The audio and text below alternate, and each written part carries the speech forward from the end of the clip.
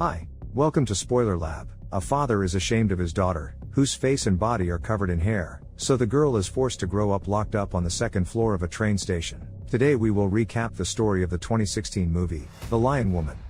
The story begins in 1912. At dusk, a pregnant woman named Ruth wanders along a snow-covered path. She stops in the middle of a clearing to admire the northern lights. At the same time, a train arrives at the train station. The station chief, a man named Gustav Arctendur, is overseeing order on the platform.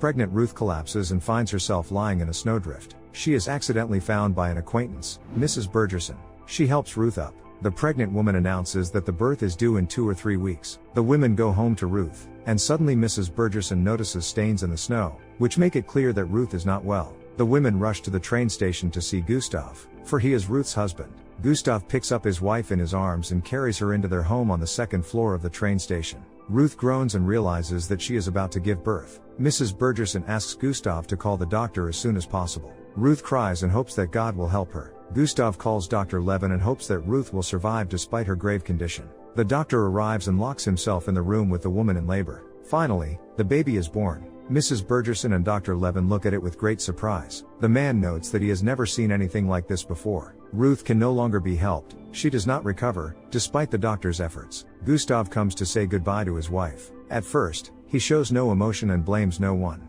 Then Gustav looks at the infant and angrily remarks that it is not a child but a piece of wool. Mrs. Bergerson assures him that the baby will look normal in a couple of days, but in the meantime, she is ready to take it for herself. Then Gustav walks out into the snow-covered station and recalls his first meeting with Ruth. She came to town a few years ago as a music teacher. This is where their romance began. Gustav falls to his knees and weeps for his wife, who has passed away prematurely. A few days later, Gustav organizes a farewell service for Ruth. On the same day his newborn daughter is christened. During this time, he has not yet thought of a name for the child. Dr. Levin suggests that the child be named Eva, after the great foremother of all men.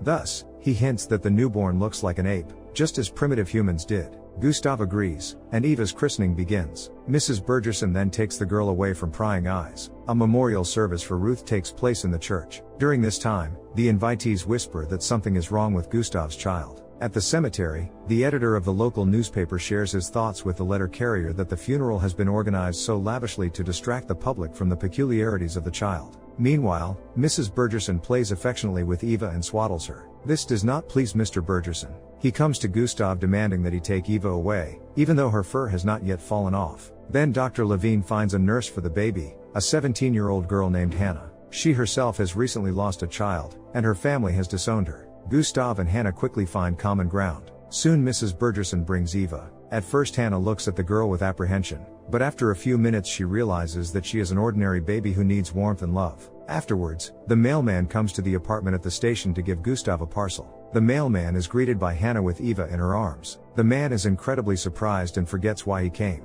At a loss, he leaves the station. He is met on the street by the curious editor of the newspaper. The mailman, under strong impression, tells of an infant with a face covered in hair. The editor gloats and suggests that Eva may also have snake eyes and fangs. The mailman refutes this and asks that the information be kept secret. But the editor can no longer be stopped. He writes and prints a long article about Eva's peculiarities. Now everyone in town turns on Gustav and whispers behind his back. People think that the station master's child looks like an animal. A furious Gustav comes home and strictly forbids Hannah to go near the door and windows with the baby in her arms. The man yells that this is a train station, not a menagerie. He also forbids bringing Eva to his office, to the platform, and to the telegraph station. A frightened Hannah promises to comply with all demands. Gustav still hopes that the fur will start to fall out, but it doesn't. Eva does not get enough fresh air and cries frequently. Then Hannah asks Gustav to allow her to take the baby for walks in deserted places. The station master promises to think of a solution.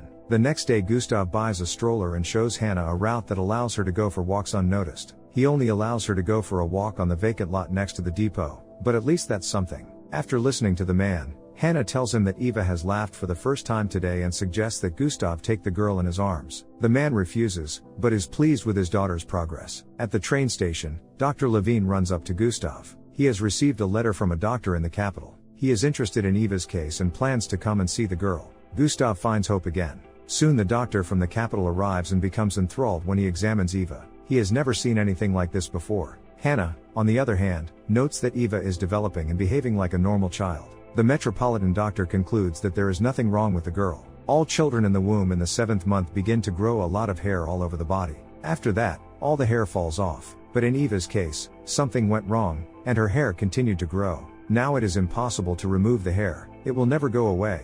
Gustav is in severe shock from this news. The year is 1919 and Eva is 7 years old. Her body and face are still covered with hair. Her father does not allow the girl to leave the house, and she can only watch the other children from the living room window. Eva looks at Ruth's photo and doesn't understand why she looks so different from her mother. The girl misses Ruth terribly, and sometimes she sees her mother in her dreams. Suddenly an airship flies over the station. Eva approaches the window and admires the attraction. Gustav notices it. He runs home at once, seizes the girl and forcibly locks her in a closet. Left alone, Eva visualizes complicated mathematical formulas. It is Christmas Eve. Eva and Hannah are decorating the Christmas tree in the living room, and Gustav is reading the newspaper next to them. Hannah talks passionately about going to a local Christmas tree as a child and playing with the other children there. Eva is fascinated by the story and wants to be a part of it too. Gustav asks Hannah to be quiet so as not to tease Eva. Later, the girl begs her father to take her to the Christmas celebration. But Gustav worries that other people might harm Eva. He already loves his daughter and cannot allow anyone to make fun of her. Eva is sad because her dreams cannot come true and because she is deprived of her mother's warmth. Gustav feels sorry for his daughter and decides to throw her a party after all. The man lovingly buys festive shoes and buckles for Eva, as well as a red dress. Hannah gives the girl her pearl beads. Eva now feels like a princess. The whole family goes to the Christmas celebration.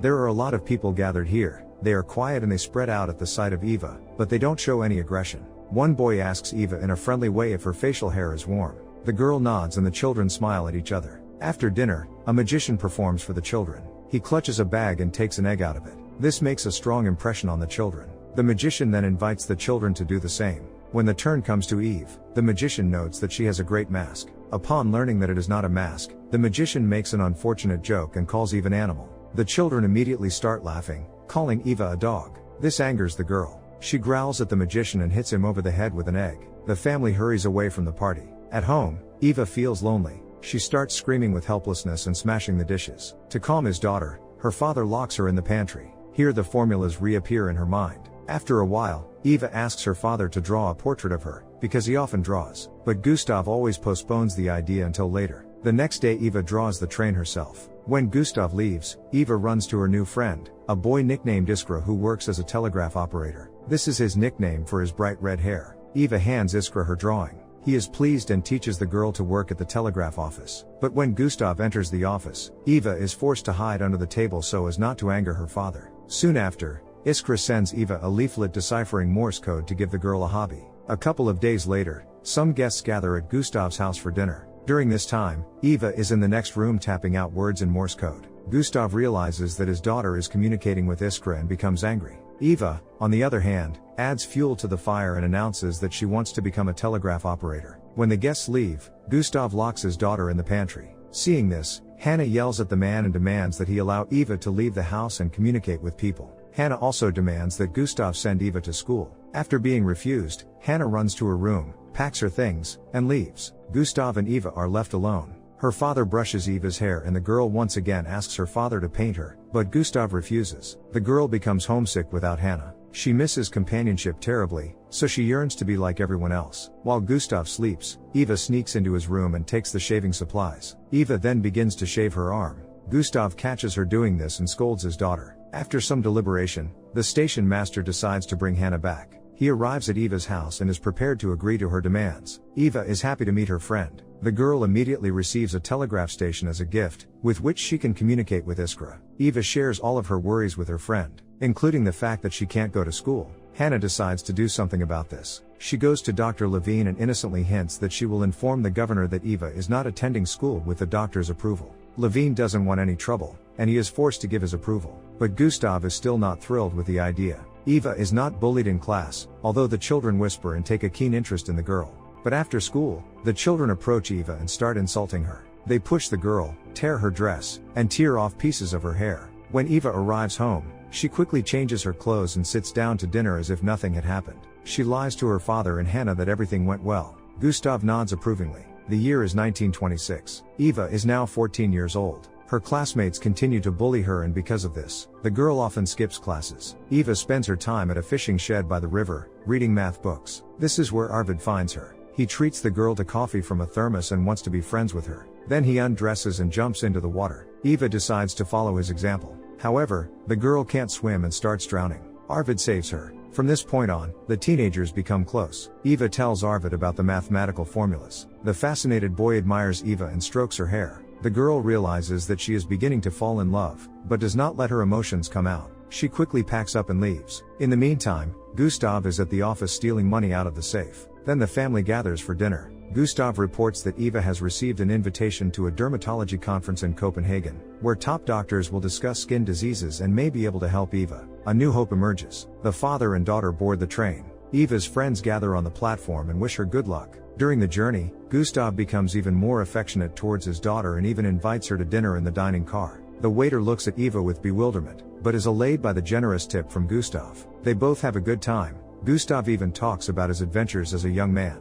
In Copenhagen, Gustav and Eva stay in a luxurious hotel. The girl feels like a princess from a beautiful fairy tale. Soon Eva is taken to a clinic, where she has a doctor's consultation. The intrusive journalist won't let the girl pass, but she keeps her composure. Gustav is not allowed to go with her. Being left alone in the evening, Eva walks out into the hospital corridor. Here she meets a guy named Andrew. He, too, suffers from a unique skin disorder, which is why those around him call him the Lizard Man. Andrew invites Eva to his room to a drink. The guy tells the girl about a circus troupe of people with special characteristics. Among them are midgets and people with two heads. Andre is also a member of the troupe. The circus is very successful and is known throughout Europe. Listening to this story, Eva drinks a shot of vodka and feels trampled. In Andre's opinion, Eva will never be cured and she will not be able to marry, as everyone will consider her ugly. But at the circus, Eva will be able to be with others like herself and will no longer be alone. After this strange conversation, Eva sinks into a gloom and goes to sleep. In the middle of the night, she is visited by one of the dermatology professors who have arrived at the conference. He covers Eva, whispers kind words and slips his hands under Eva's blanket. The man leans over her and breathes heavily.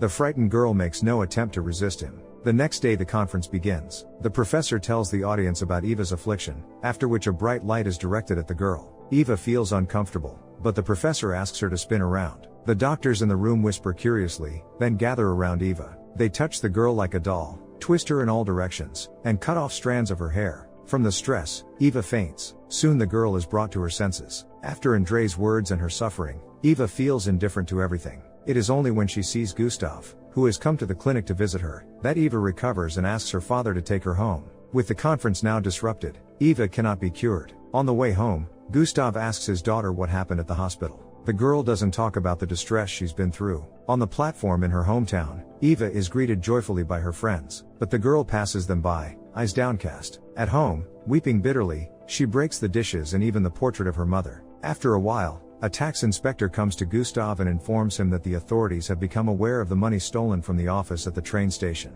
Now they want to find the culprit and bring him to justice. Gustav still has time to get out of this situation. Meanwhile, Eva continues to skip school with Arvid. The teenagers spend their time at their spot, indulging in innocent tenderness. After a moment's hesitation, Eva confesses her love for Arvid. The boy only hugs her tighter. Gustav's health is failing, and Dr. Levine recommends that he and Eva should go to a sanatorium. They arrive at a place surrounded by picturesque nature. Eva senses that her father is concerned about something, but he does not tell his daughter about his affairs. Soon Eva notices a beautiful guest in the sanatorium. One day they meet on the bank of the river and begin to chat. The beautiful woman's name is also Eva, but she is much older than the girl. The woman is 55 years old, although she looks younger. She admits that she manages to maintain this appearance thanks to relationships with rich men who pay her for various procedures. Now she enjoys snail therapy.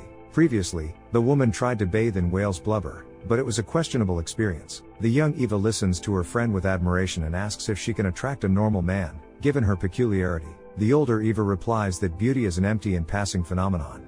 Beauty is useless to chase, even snail therapy is powerless. The woman advises her young friend to be herself and feel free. When Eva returns home, the first thing she does is go to the spot where she and Arvid used to go. She wants to tell the boy something important, but she notices him there with another girl and immediately leaves upset. Eva wants to tell Iskra everything, but a new employee sits in his place. The girl cannot understand where her faithful friend has disappeared to. Meanwhile, Iskra sits in Gustav's office. The chief is about to pin the money theft on him. The boy is shocked at what he has heard, for he knows that it was Gustav who has been stealing the money all this time.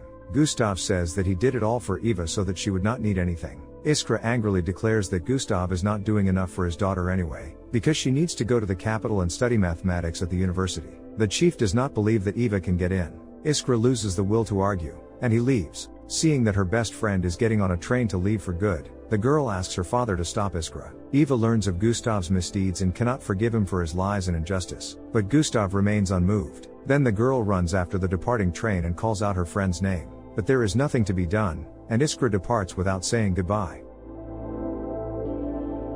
Winter comes. Eva becomes more impertinent with her father and demands to take her to a circus performance where people with special abilities perform for her birthday. Such a troupe has just arrived in town. The family goes to the show. Here they first see Siamese twins, then a midget woman and the tallest man in Europe. Later, a man with hair all over his body appears on stage. Gustav cannot stand the ridicule from the audience and takes his daughter home. The circus director has managed to notice Eva, so the next day he comes to Gustav and asks him to give the girl to the circus troupe. The circus director promises that he will make Eva rich and famous, but Gustav firmly opposes this venture and throws the guest out. Eva overhears their conversation. After that, taking advantage of her father's absence, she visits the circus troupe. Here she meets her old acquaintance Andre, and then the circus director. Eva agrees to join the troupe. At home at the station, Hannah finds Eva's farewell letter and immediately runs to the place where the circus was performing. But it is too late, the troupe has left. Hannah tells Gustav what has happened and he lets out a heavy sigh. The year is 1931. Eva is now 19 years old. She is still in the circus and becomes a crowd favorite as the Lion Girl. Eva earns a good living and saves money. But this life is not what she wants. The girl wants to study mathematics. Having saved enough money, Eva packs her things and secretly leaves the circus parking lot at night.